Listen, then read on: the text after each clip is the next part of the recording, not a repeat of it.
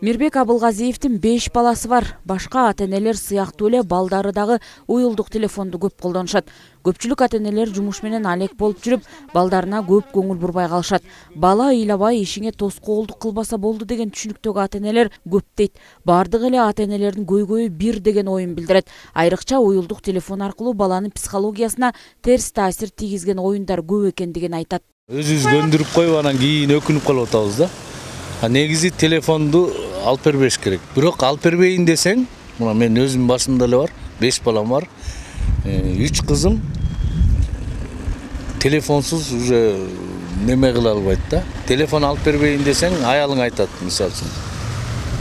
Тигинин кыздардын баары телефон көтөрөт экен, алып берип коелучу деп. Мына алып берет экенсиң. Мына билбейм, андан калганын айта албайм. Иши кылып бул телефон негизи бүт азгырып бүттү да. Баягы өткөндө бир башталган. Телефонду алып келген баланы мектепке кийирбейбиз депчи. Ошондой кылыш керек. Ошону строго иштеп чыгыш керек дагы. Мектепке телефону жок кириш керек бала. Үйгө келгенде дагы ата-эне көзөмөлдөш керек ошо телефон менен. Макул, 1 саат телефон бер, андан кийин ишин кылсын. Көпчүлүк ата-энелер бул көйгөйдү ар бир ата-эненин күнөөсү деп эсептешет. Айрымдары баланы гаджеттен алаксытуу үчүн кошумча иримдерге берүү зарыл дешсе, айрымдары ата-эне өзүн тарбиялап, телефонду аз колдонушу керек деп эсептешет. Бала эмес, чоң кишилер дагы дал ушул гаджеттен башын көтөрбөй калгандыгын билдиришет. Карматпагыла десе деле болбой эле кармата коюп атышпайбы, соорото болду деп эле. Анан негизи карматпаш керек го. Көзгө да зыян деп атышат. Бул деген ата-энелерден зависит эң биринчи. Балдар деген ата-энелер келип туруп өзүбүз берип коюп атабыз наоборот. Өзүбүз бербесек, алар деген мисалы үчүн мына үйдөн деле келип туруп отур, сабагыңды оку. Алар менен ошо сабак менен занят кылып койсоң, үйдөн баягы рисунок кылыш керек, сүрөт тартып, антип. Ошолорго анан бир эмелерге берип салгыла. Жанагы кружокторгочу.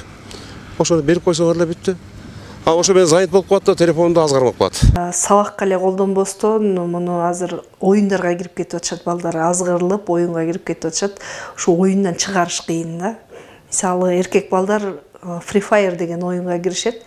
Ал жерден бир канча миңдеген аккаунт создавать этип, миңдеген подписчиктерди жыйнап, өзүлөрүнүн аккаунтунан сатышат экен бири-бирине.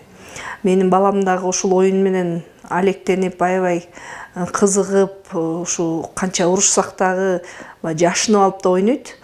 Анан мындан тышкары кыздарга деле, кыздар да оюн ойношот, анан соцсеттерге кирет. Ушул бизге бир соцсеттерди азайтып, же бир көзөмөл болсо, айрыкча могу TikTok'ту көрүп мен аябай ойлонуп жүрөм. Телефондогу электромагниттик нурлар баланын нерв жана эндокриндик системасына терс таасирин тийгизет. Ымыркайлар электромагниттик нурларды чоң адамдарга караганда 2-4 эсеге көп кабыл алат. Учурда билим берүү жайларында дагы окуучуларга бала бакчаларда түшүндүрүү иштери жүргүзүлүүдө.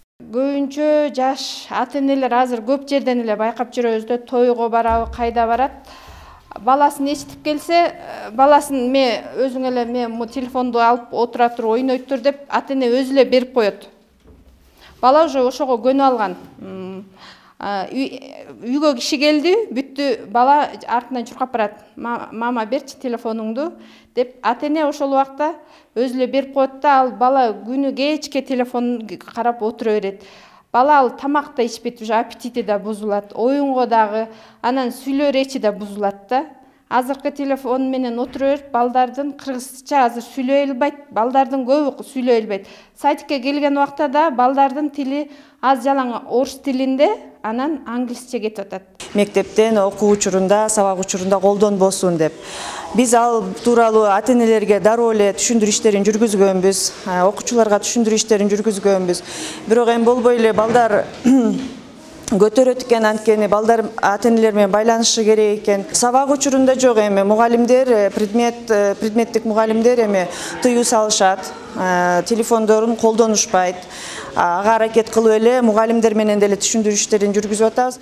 Психологтордун белгилөөсүндө телефонду көп кармаган бала менен сүйлөшүп суроо берсең, өз оюн эркин айта албай унутчак боло баштаарын айтышат. Адистердин белгилөөсүндө норма боюнча мектепке чейинки балдар күнүнө 20 мүнөт гана телефон же телевизор караганга болот. Ал эми окуучу же студент сабак окуу үчүн 20-40 мүнөт телефон же ноутбук карагандан кийин 15 мүнөт көздү эс алдырып кайра улантса болот. Салтанат Керимкул кызы, Нурлан Чойбеков, Мадина Бакирова, Ысык Көл жаңылыктарына.